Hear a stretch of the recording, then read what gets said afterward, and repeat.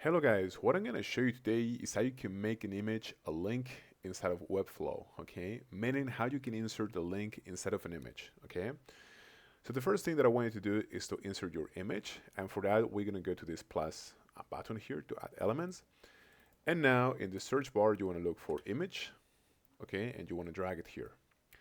And here you're gonna click on replace image, and you're gonna select your preferred image, okay? You can either, upload like a new one from your computer, or you can also select it from your history, as I'm going to do here. I'm going to select this guy.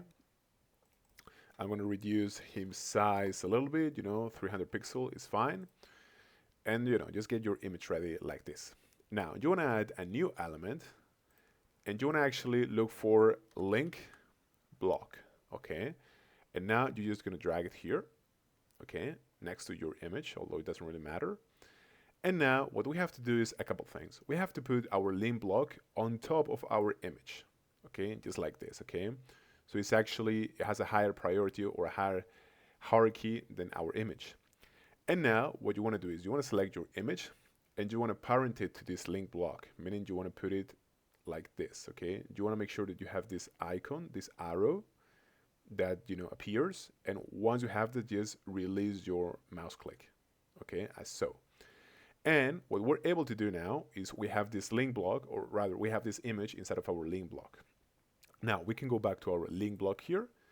We can click on settings. We can click on URL, and we can paste our URL. Okay, we can also go to page and choose whatever page we want inside of our website. But in this case, I'm just gonna go and I'm gonna type a random URL like google.com. Okay, hopefully that's gonna work. And we can click on open in a new tab or not.